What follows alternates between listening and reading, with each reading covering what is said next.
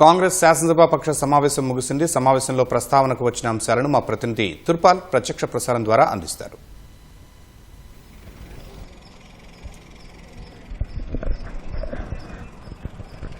శర్మ, కొద్దిసేపటి కిందటే సిఎల్పి సమావేశం ముగిసింది. ముఖ్యమంత్రి రేవంత్ రెడ్డి అధ్యక్షతన ఈ సమావేశం కొనసాగింది. దాదాపు గంట పాటు కొనసాగిన ఈ సమావేశం అనేక అంశాలు చర్చకు వచ్చినట్టుగా తెలుస్తోంది.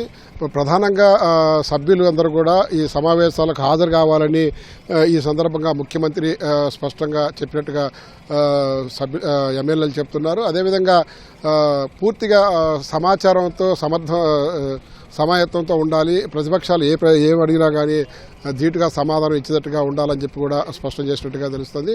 అదేవిధంగా మంత్రులకు ఎమ్మెల్యేలకు మధ్య గ్యాప్ లేకుండా మంత్రులందరూ కూడా ఎమ్మెల్యేలతో సత్సంబంధాలు కొనసాగించాలని చెప్పి కూడా చెప్పినట్టుగా తెలుస్తుంది. అదేవిధంగా రాష్ట్రంలో గడిచిన 2.5 సంవత్సరాలుగా అమలు చేస్తున్న అభివృద్ధి సంక్షేమ కార్యక్రమాలకు సంబంధించి పూర్తి సమాచారంతో ఉండాలని చెప్పి సభ్యులకు అదేవిధంగా మంత్రులు కూడా సూచించినట్టు. ప్రతిపక్షాలు ఏ అంశాన్ని లేవనెత్తినప్పటికీ కూడా ఆ అంశాలన్నీ కూడా అంశాలకు సంబంధించి పూర్తి ఆధారాలతో సమాధానం చెప్పేటట్లు ఉండాలని, ఏది కూడా వేగ్గా సమాధానం చెప్పేటట్లు ఉండకూడదని కూడా స్పష్టం చేసినట్టుగా సమాచారం ఉన్నది. అదేవిధంగా భవిష్యత్తులో రాష్ట్రంలో అమలు చేయబోతున్న అంశాలకు సంబంధించి ప్రధానంగా మూసీకి సంబంధించి కావచ్చు, లేకపోతే ఈ హైడ్రా సంబంధించి కావచ్చు, లేకపోతే హైదరాబాద్లో పురపాలక జిహెచ్ఎంసీ విస్తరణకు సంబంధించి కావచ్చు, ఈ అంశాలకు సంబంధించి కూడా ప్రతిపక్షాలు లేవనెత్తే అవకాశం ఉండదు. అదేవిధంగా విద్యాశాఖ ఇట్లా డిఫరెంట్ వివిధ శాఖలకు సంబంధించిన అంశాలు కూడా చర్చకు వచ్చే అవకాశం ఉన్నది.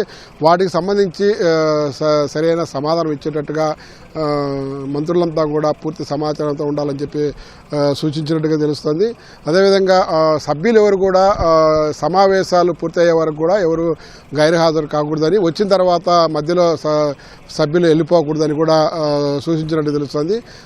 ఏదో ఒక సాకుతో చాలామంది సభ్యులు ఉదయం పూట వస్తున్నారు, ఆ తర్వాత సాయంత్రానికి అలా చూస్తే చాలామంది సభ్యులు ఉండడం లేదు, అందరూ కూడా ఏదో పని మీద బయటకు వెళ్తున్నారు. ఇది సరైన విధానం కాదని చెప్పి కూడా సభ్యులకు సూచించినట్టు తెలుస్తుంది. ప్రధానంగా ఈ సభ్యులు గైర్హాజరు కాకుండా సభ్యులు మధ్యలో వెళ్ళిపోకుండా విప్పులు ఈ బాధ్యత తీసుకోవాలి, ఆ సభ్యులందరినీ కోఆర్డినేట్ చేయాలని కూడా ముఖ్యమంత్రి సూచించినట్టుగా తెలుస్తుంది.